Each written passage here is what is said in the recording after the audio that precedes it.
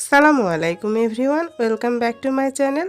শীতের পিঠাপুলি পর্বে আজ আপনাদের জন্য নিয়ে এসেছি খুবই মজাদার দুধ খেজুর পিঠা।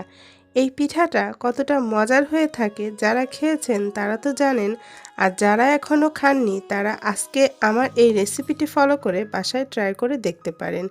খুবই মজাদার এই দুধ খেজুর পিঠাটা কিভাবে তৈরি করবেন সেই রেসিপিটি আজ আমি আপনাদের সাথে শেয়ার করেছি। আশা করছি আপনাদের ভালো লাগবে।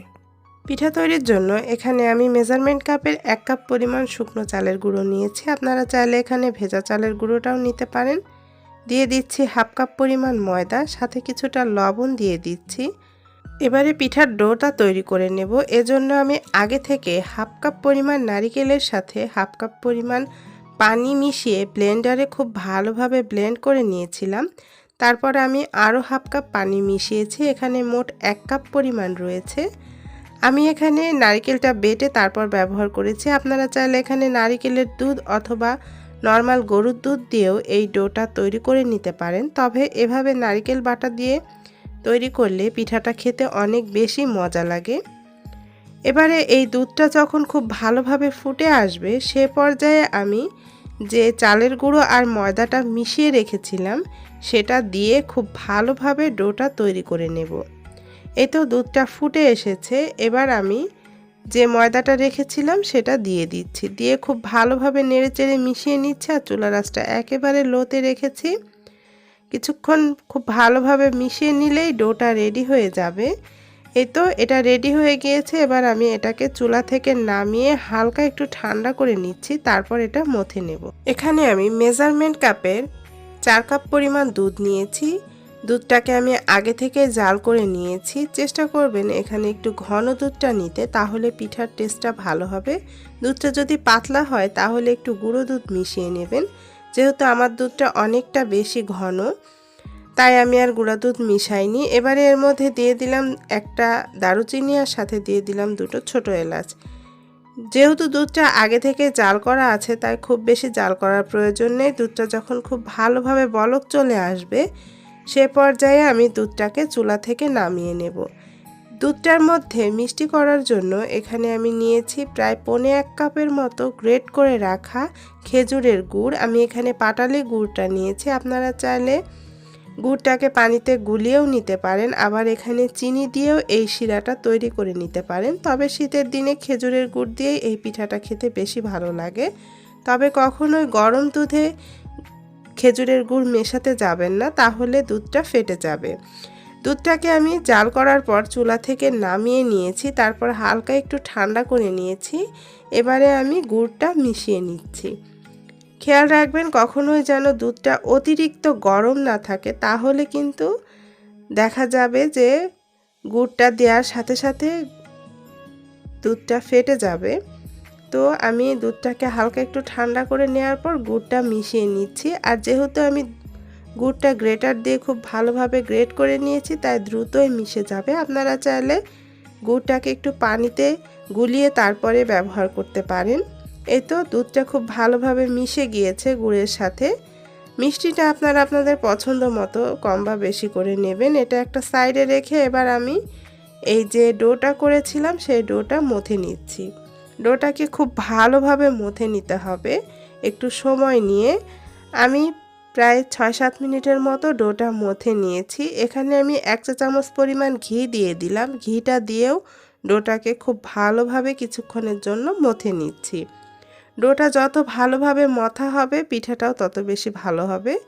এই তো ডোটা মথা হয়ে গিয়েছে। এবার আমি পিঠার ডিজাইন করার জন্য এখানে আমি যে খাবার রাখার প্লাস্টিকের জালিগুলো পাওয়া যায় সেটা নিয়েছি। আপনারা চাইলে এখানে প্লাস্টিকের ঝুড়িটাও নিতে পারেন।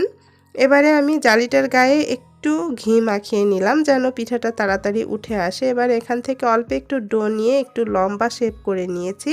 তারপর এভাবে চেপে চেপে দিচ্ছি, এতে করে একটা সুন্দর ডিজাইন আসবে। তারপর এক পাশ থেকে উঠিয়ে এভাবে একটু রোল করে তারপর রোলটা খুব ভালোভাবে সিল করে নিচ্ছে। আর এই কাজটা ভালোভাবে করতে হবে, না হলে ভাজার সময় খুলে যেতে পারে। এই তো দর্শক দেখুন একটা পিঠা রেডি হয়ে গিয়েছে আর খুব সুন্দর একটা ডিজাইন উঠে এসেছে।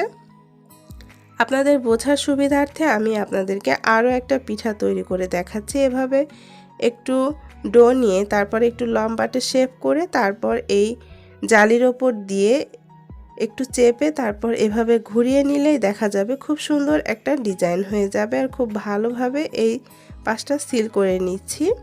চেষ্টা করবেন সবগুলো পিঠা একই সাইজের করতে, তাহলে এটা দুধে ভেজানোর পর দেখতে অনেক ভালো লাগবে।